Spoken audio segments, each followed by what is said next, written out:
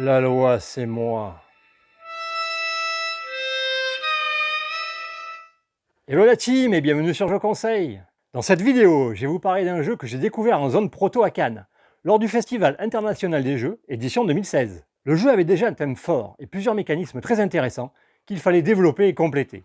J'ai rapidement apprécié le jeu et son auteur, avec qui j'ai ensuite échangé plusieurs fois pendant le développement du jeu, jusqu'à sa sortie. Allez, c'est parti!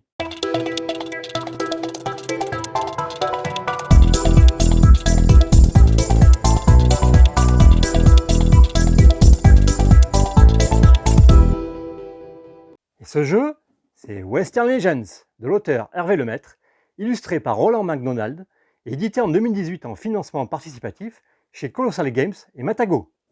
Le jeu s'est enrichi de plusieurs extensions, dont l'extension Les Jeux sont faits, sortie en 2019.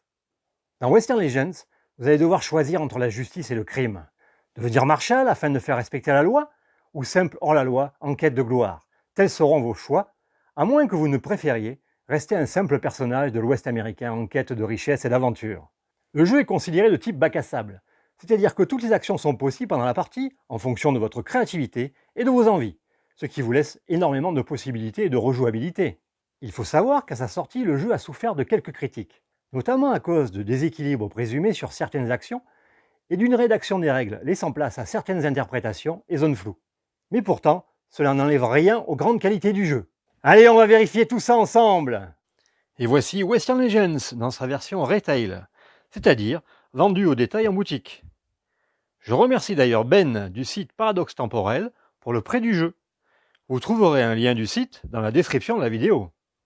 J'ai réalisé les mises en place pour 4 personnes, avec Billy the Kid qui commence avec 2 points wanted, Jesse James qui commence avec 1 point wanted, Wyatt Earp avec 1 point Marshall, et Bloody Knife, qui n'a ni point wanted ni point Marshall. Je vous conseille de toujours jouer votre première partie en durée moyenne, c'est-à-dire avec 20 points de légende, la partie courte à 15 points, favorisant un peu trop les hors-la-loi.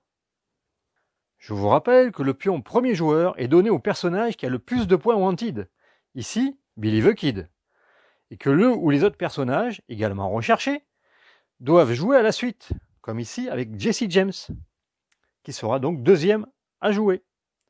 Cela permet au hors-la-loi d'effectuer un tour de jeu avant de subir une éventuelle tentative d'arrestation d'un marshal ou du shérif. La capacité légendaire d'un personnage est disponible dès qu'il atteint la case 5 points de légende avec l'étoile dessinée dessus. Il arrive qu'on l'oublie. Une astuce pour s'en rappeler. Placez un pion quelconque sur la position de la piste, ici. De manière générale, le personnage actif remporte toutes les égalités contre d'autres personnages, que ce soit au poker, dans les combats. Attention, on ne peut combattre un même personnage qu'une seule fois par tour.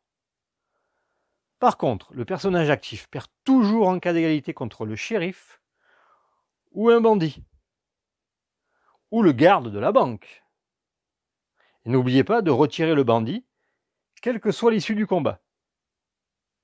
Le personnage perdant pioche toujours une carte poker en compensation, et une blessure s'il s'agissait d'un combat, ainsi qu'un point wanted s'il a attaqué la banque sans succès.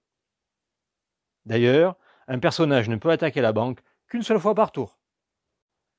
Si vous faites l'action acquérir du bétail, rappelez-vous que vous ne pouvez avoir qu'un seul jeton à la fois, quelle que soit sa couleur. Le shérif ne se déplace que s'il y a au moins un personnage wanted. S'il entre dans une case avec un personnage wanted, celui-ci doit défausser une carte poker de son choix. Et bien sûr, un personnage wanted ne peut pas rentrer dans la case du shérif.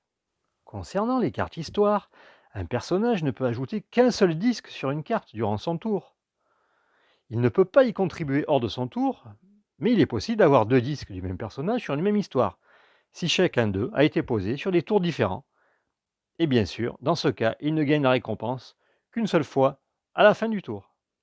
Un personnage ne peut jamais gagner le point Marshall s'il détient des points wanted. Par contre, un personnage Marshall peut devenir wanted. Sur chaque piste, Si un personnage gagne un point alors qu'il est à sa position maximum, c'est-à-dire sur la case 9, il gagne à la place un point de légende. Pour l'équipement, un personnage ne peut avoir qu'un seul exemplaire identique de chaque. Les cartes montures et les armes sont placées sur leurs cases respectives et seule la carte du dessus est active. Le personnage actif peut changer de monture et d'arme soit au moment de son achat, soit au début de son tour. Par exemple, Billy the Kid vient d'acheter la carte fusil, il décide de la placer au-dessus de son revolver, la carte fusil devient son arme active. A noter qu'il est possible d'améliorer sa monture ou son arme immédiatement après l'avoir acheté et en repayant le coût bien sûr. Les cartes Mustang de votre boîte doivent avoir un mouvement de 4, ce qui n'est pas le cas des premières boîtes qui comportaient une erreur, où le mouvement était de 3 seulement. Je mettrai le lien du site Matago dans la description de la vidéo, ce qui vous permettra d'imprimer la carte modifiée et de vérifier d'autres points importants. Les cartes poker sont de 3 types. Action, nécessitant de dépenser une action pendant votre tour. Réaction, ne nécessitant pas d'action et pouvant être utilisée en dehors de votre tour si indiqué. Bonus, à utiliser dans un combat ou une partie de poker sans dépenser d'action. À la fin de votre tour, n'oubliez pas de résoudre les cartes histoire complètes, comme ici. De plus, défaussez vos cartes en trop pour atteindre votre main de cartes autorisées, selon votre état de santé. Enfin, gagnez vos points de légende si vous êtes Wanted. La fin de partie se déclenche dès qu'un personnage atteint les points de légende correspondant à la durée de la partie. Ici, 20 points. La manche se termine normalement, puis chaque personne réalise un dernier tour de jeu dans l'ordre du tour.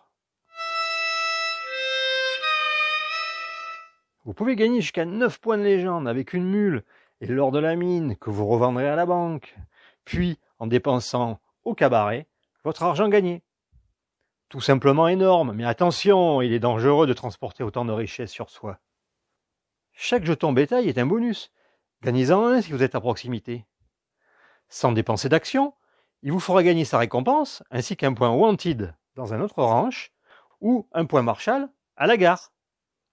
Important, les personnages Marshall doivent absolument surveiller les personnages Wanted, afin de les arrêter au bon moment pour gagner des points Marshall. S'il n'y a pas de personnage Wanted, pensez alors au bétail et aux bandits dans ce cas.